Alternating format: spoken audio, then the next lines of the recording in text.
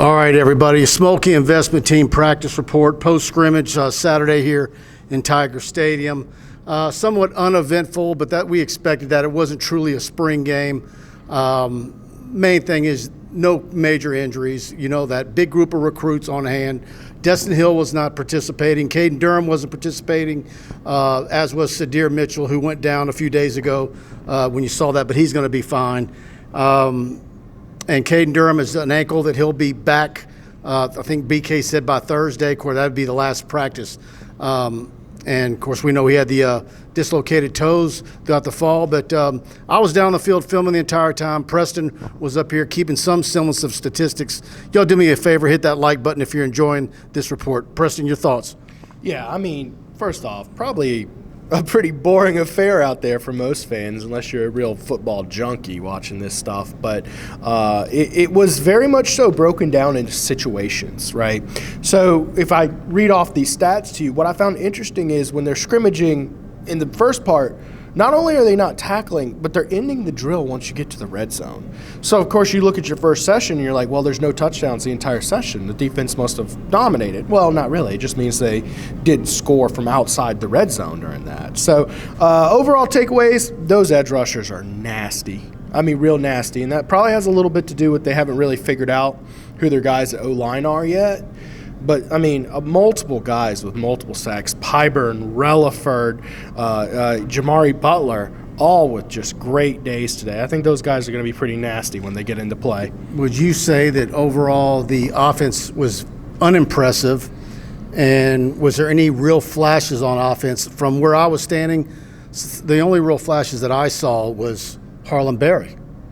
Yeah, that's what I was going to say. Harlem Berry looks good out there. And I would argue Harlem Berry's going to have every chance to compete for your running back 2 position, if not and Brian team. Kelly said that. Well, he said he's going to play this year, which, you know, we all know at the running back position, whether you're the first guy on the field or not, it doesn't really matter because you can get at least 2 guys with 10-plus carries in a game. So, yeah, Harlem Berry looked really good today, but offensively they didn't flash much to me. Trey'Dez Green, very quiet day. I mean, didn't really show you much of anything. I don't even know if he had a catch in the 11 or the 11s. You know, I'll say this. You know what did pop out to me? Juwan Johnson. Goal line and red zone. Oh, yeah. He's a dynamic weapon. I think you and frankly the rest. So what of the does that offense, tell you? Your 2-ish, smallish build offensive weapons were your standouts.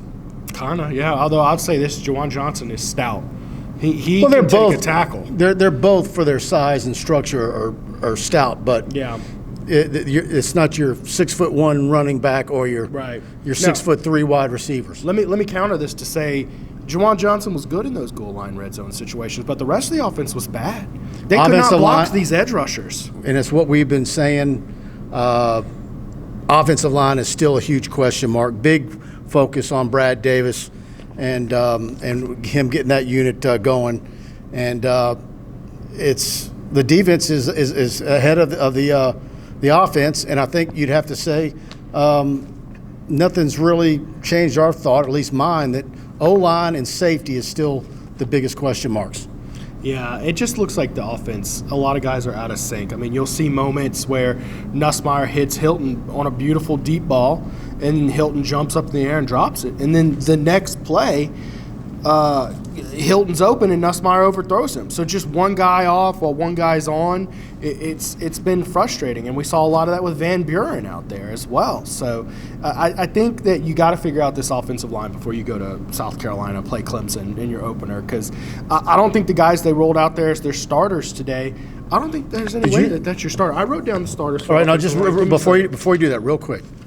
You've been out to what, 4 practices? Maybe 5, yeah. All right, I've been to every single one of them. Okay. In the practices you've been plus a day, have you had a single wow moment with Van Buren?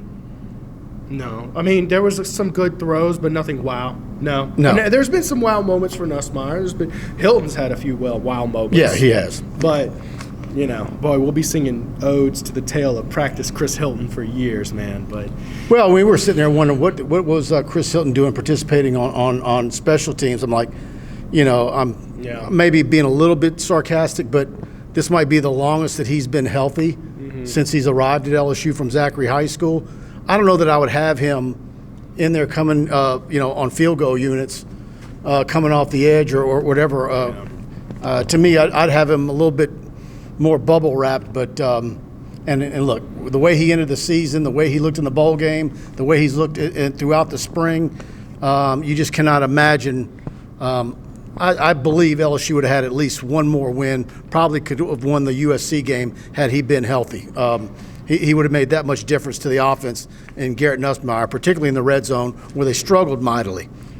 Yeah, and well, that's, again, what's concerning last year is that you didn't look good in the red zone today, right? Well, you didn't look good in the red zone all last season, so that might be a pattern. So hopefully they do mix in some Juwan Johnson, spice that up. Receiving core was very thin last year. It's very deep this year, but it's very clear to me that all these new bodies out here, Nick Anderson, Barry and Brown, all these guys, chemistry is still building, and that's okay. You should be building chemistry at this point. Bauer Sharp is another one who is going to play a heavy role in this offense, by the way. You will see Bauer Sharp catching a lot of balls next year. There's no doubt in my mind about that, but you got a lot of new pass catchers out there building chemistry with Nussmeier. All right, I'm going to let you go through your notes, but first I want to talk about the Schmolke investment team. Are you tired of watching your money sit idle? It's time to get off your couch or your assets and start investing. Every moment you wait could be a missed opportunity to manage your wealth. At the Schmolke investment team, our financial advisors are ready to kickstart your investment journey. Whether you're a new investor or looking to expand your portfolio, they've got the expertise to guide you every step of the way. Stop procrastinating. Don't let fear hold you back. Take action now and help safeguard your financial future. Give them a call at 318-448-3201 or visit www.smolketeam.com or stop by their office at 128 Versailles Boulevard in Alexandria for a free initial consultation. Your future's in your hand. Let's make it happen. Securities and advisory services offered through LPL Financial, member FINRA/SIPC. All investing involves risks, including loss of principal. No strategy assures success or protects against loss. Again, Schmolke investment team, Bart and Brian Schmolke, there in Alexandria. And, of course, Bart hosts a great LSU talk show on KZMZ 96.9 in Alexandria. That signal, you can be heard all through central Louisiana, even as far down as Opelousas and Lafayette. And give them a listen. I'm on every Monday from 5:45 to 6. They start at 4. They go from 4 to 6. A really great LSU talk show on FM. Go ahead. All right. So first thing to note about this first scrimmage session, I had this broken out by sessions because it really wouldn't make sense to report all their stats together because you start reporting goal line reps and it's like, oh man, he had 8 touchdowns. Well, I'd hope he would. He had 8 straight reps on the 3-yard line. So scrimmage 1, this is literally once you get to the red zone, you stop. Nussmeier 6 for 10 for 40 yards, although he had some good moments in there, some tough throws. We talked about those 2 Hilton missed connections were in there. Michael Van Buren, sharp day, opening up, 6 for 7 for 69 yards. Juwan Johnson had a rough start, 1 for 4 for 6 yards, but 4 runs for 19 yards. So you see kind of the weapon he brings. He probably, you don't want to really trust him throwing the ball more than, say, 20 yards or so downfield. Durham, 2 for 12. Jackson, 2 for 6 yards. Harlem Berry, 2 for 13 yards. Malachi Lane, 3 for 5 yards. On your catchings, you had Aaron Anderson with 3 catches for 11 yards. Chris Hilton, 1 for 6 yards. Nick Anderson, 1 for 4 yards. Caden Durham actually had a catch, 1 for 5 yards. Kyle Parker, 3 for 43 yards, which, by the way, Kyle Parker today, guys, looks sharp out there in his red jersey, still recovering from injury, but he runs some crisp, clean routes and has some good hands. Harlem Berry out of the backfield, soft hands, including bailing out Van Buren on one throw where he just threw it really right over his head, but Harlem Berry took it and made it into something. He had 2 grabs for 22 yards. That's all in session 1. So, nothing really stood out too much in session 1. It also, worth noting, there's no tackling in session 1. So you don't really get to see, if these guys were fighting for yards or not. For one, Caleb Jackson in the tackle session there at the end, he looked much better than the non-tackling. That shows you that level of physicality, him running downhill, is a big difference in his game. But, of course, he's got to put himself in position to get open field and be able to hit with speed because he couldn't do it all last year. All right. We got to film the first 6 periods. I filmed it in 4K. That's all going to be up there. Of course, a lot of the work was done after cameras were down when we weren't allowed after period 6. That'll be up here on our YouTube channel, LSU Tigers on Tiger Bait. If you hadn't subscribed, hit the subscribe button, notification bell there. Again, hit the like button on this video if you're enjoying it. It really helps us with that YouTube algorithm. Anything you want to add on the way out? Yeah, I got, one of our staff writers, Grant, to help me out with the defensive side of the ball. So I want to give him a big shout out here. Grant with a great recruiting update right on the front page of Tiger Bait. Yeah. load up a bunch, and we're going to be reaching out to a lot of the recruits that were here today and got to see many of them. We're going to be reaching out to them in the next 48 hours. Davin Keys was a monster today. 9 tackles and a sack today. Taviano, a lot of people have been berating him for his coverage, but he was all over the field today. Now they rotated him into safety right today, and I think that helped him play better football. West Weeks, 3 tackles. Pyburn, 3 tackles and 2 sacks. And Pyburn, one of those sacks was for a safety, in fact. Ahmad Bro, 4 tackles, 2 for a loss. Jamari Butler, 4 tackles, all for a loss, and 3 sacks. Gabriel Relaford, 3 tackles, 2 sacks. Mansur Delane had a tackle and 2 pass breakups. Deshaun Spears had 2 tackles, which is good because he was making nice tackles going up in the box, and that's kind of been – He's the guy that's like, when is he going to show? When's he going to be the guy? And a lot of people saying, does he want to tackle? Does he want to get physical? Right. And it doesn't make sense for a guy with his size. I mean, I hope I hope that's not the case. That they're questioning him physically. I mean, he's probably 6'3", 205, right? You can't have a safety. When I say question him physically, does he want to lay the wood?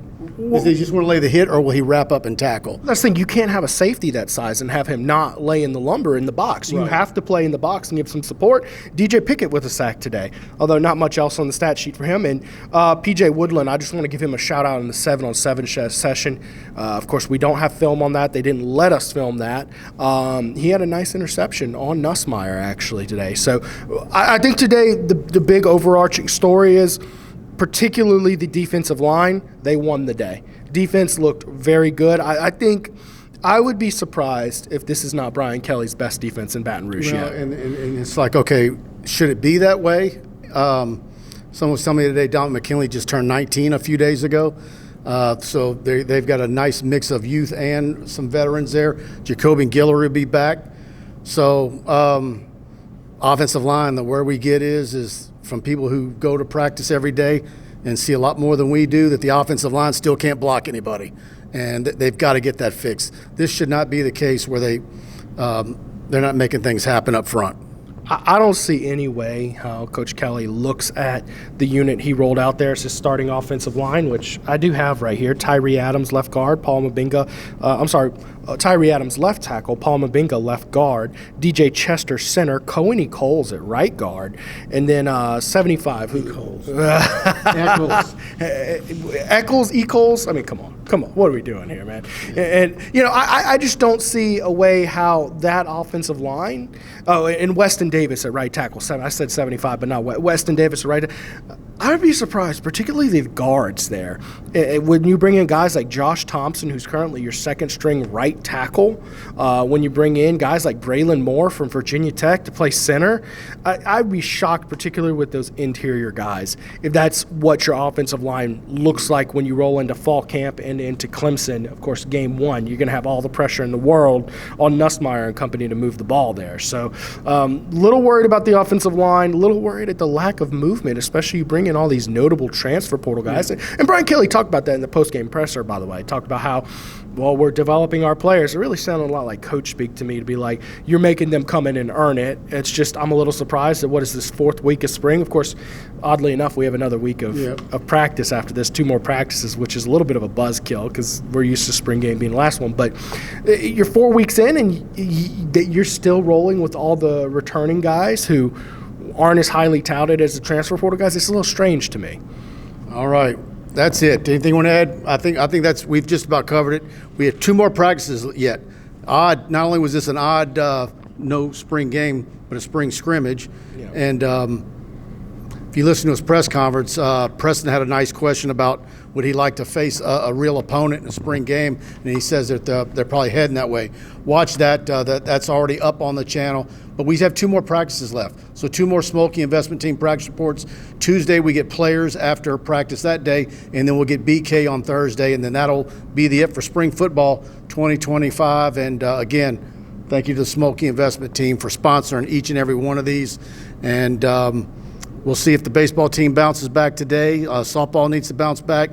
Gymnastics going for another national title. Everybody's watching the Masters. So a lot going on this weekend and a lot going on Tiger Bait. Go to tigerbait.com, subscribe for $1. We're going to have a lot of recruiting updates there in the next 48 hours as we reach out to all the prospects that were here today. All right, everybody. Y'all have a good rest of the weekend.